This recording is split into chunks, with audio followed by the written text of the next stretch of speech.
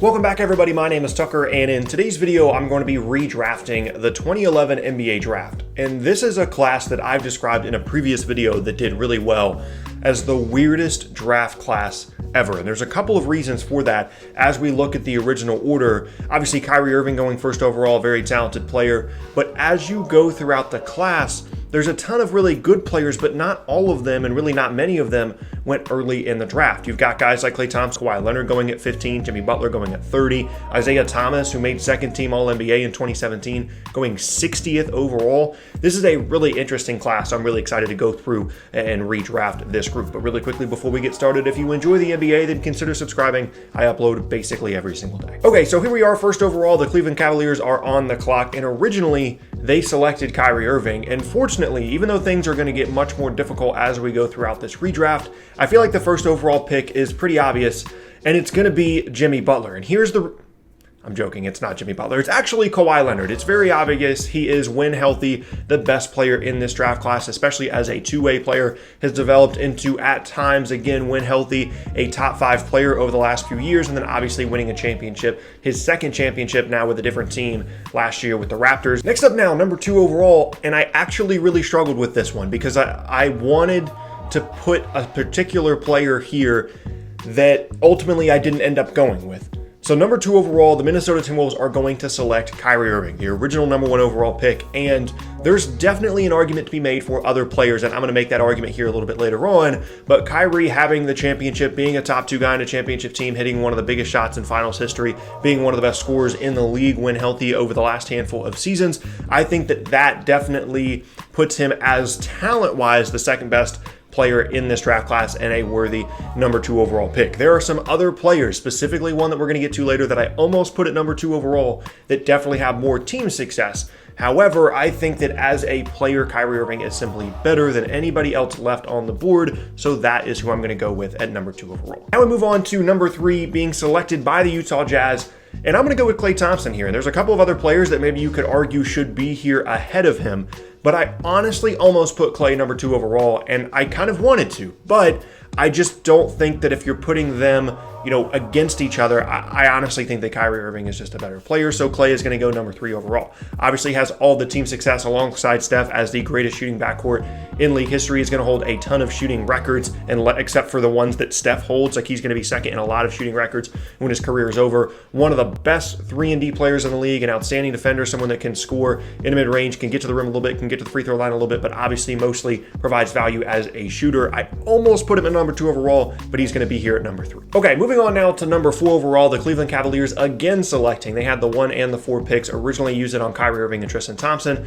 And as we move further along here, now we're running out of players that made either All-NBA or All-Star teams. There are 6 players that have made an All-NBA or an All-Star team in their careers in this draft class. And at number 4 overall, I'm going to go with the player that I think is the best two-way player left on the board, and that is Jimmy Butler. Took him a little time to develop as the 30th overall pick in Chicago, and certainly has had some chemistry issues at a couple of different stops and some injury issues as well. But as a two-way player, as a defender, as a scorer, and as a playmaker, I think he's the best player left on the board. There is one guy on this list that had a higher peak, arguably, than Jimmy Butler, but from a consistency standpoint throughout his entire career, Butler has been better, and I like the two-way versatility. I like the potential of that Kawhi, Jimmy Butler tandem defensively that could have been obviously really good had it ever happened, and this is 3 years before LeBron even showed up, so there's a huge what if right there. But I think that having Jimmy Butler number 4 overall here makes a lot of sense. Next up now, number 5 overall, the Toronto Raptors, who originally selected Jonas Valanciunas, are not going to be selecting him here.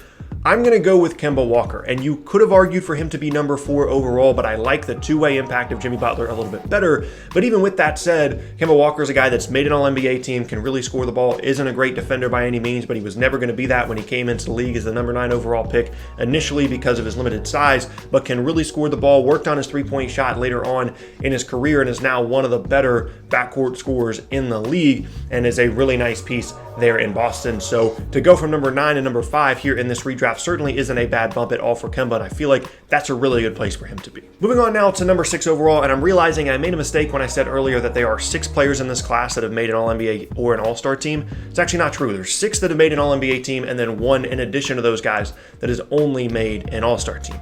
Number 6 overall is the last All-NBA guy, and it's going to be Isaiah Thomas, who originally went 60th overall. And you could definitely make the argument that he shouldn't be this high because there are other players that have had longer spans of time in which they have been really good to good, right? You can absolutely make that argument. But his peak with the Boston Celtics, those 2 years, are better than anybody else left on the board, and so I feel really confident having him at number 6 overall here to the Washington Wizards, a guy that can really score the ball when he was in his prime, and unfortunately injuries and a couple of other circumstances prevented him from sustaining that in any long period of time in terms of that really top tier peak of being a second team All-NBA caliber guy. But as a scorer, I think this is a really good selection here at number 6 overall. Moving on now to number 7, the Charlotte at the time Bobcats, who in the original draft made a trade to select Bismack Biyombo here. They are going to go with Nikola Vucevic, the only other player left on the board that has an All-Star or an All-NBA team on his resume. Had a really good season last year, a 20-10 guy, can space the floor a little bit. Good post player, not going to be an outstanding defender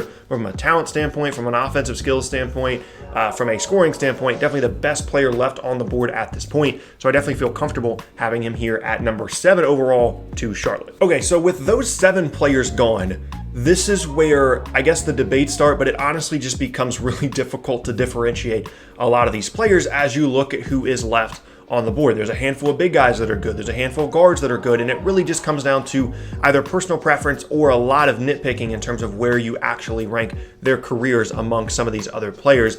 At number 8 overall, I'm going to go with Tristan Thompson, and originally this was Detroit's pick. I don't honestly feel great about any of the selections past year as we finish out the top 10, just because it's so difficult to differentiate these players. But what pushed Thompson to this point for me in the draft is his two-way play, right? Like he's gonna be a really good rebounder. He's gonna get on the offensive glass. He's gonna be a rim roller. But defensively, especially in those Cavs finals runs, was a really, really good defender. Could move his feet. Could stay in front of guards. Is a really, really good pick and roll defender. And there's a couple of other big guys that you could argue should have been picked ahead of him at this point. But because of that two-way versatility, I'm going to go with Tristan Thompson here.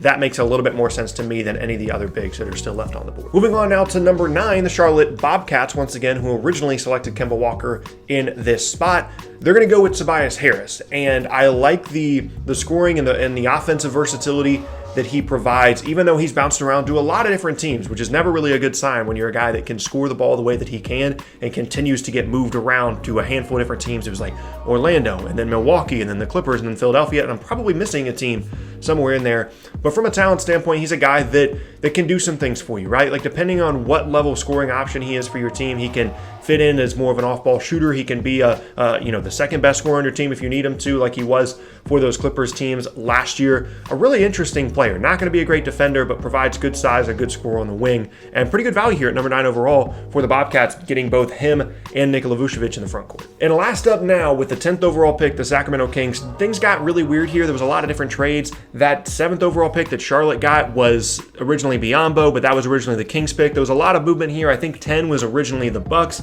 and I think Sacramento ended up going with Jimmer Fredette here. There's a lot of moving parts, okay? But this is who actually ended up with the pick, this draft order. The last pick that I'm going to redraft here is going to be number 10 overall, the Sacramento Kings, and it's going to be Reggie Jackson. And I honestly don't feel great about it. I'm not a huge Reggie Jackson fan over his last couple years in Detroit, but when he was in Oklahoma City and really his first 2 years in Detroit, he was a really good scoring guard. He could play make, he could get to the rim, was a borderline all-star caliber player, was definitely overpaid once he signed the new contract, then had some injury issues and kind of broke down there at the end. But still, a really nice career and a nice player to get with the 10th overall pick there for Sacramento.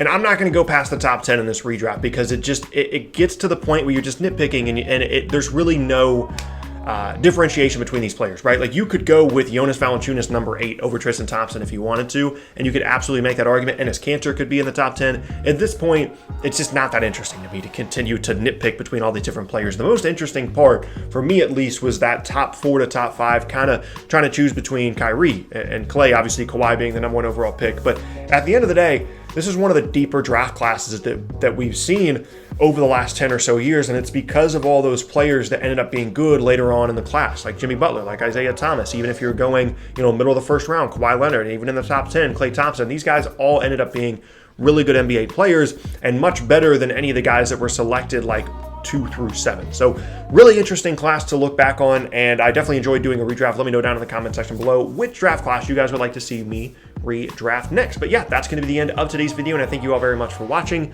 Once again, my name is Tucker. If you missed any of my previous videos, then be sure to check out the boxes on screen. Thanks again, and I'll see you all next time.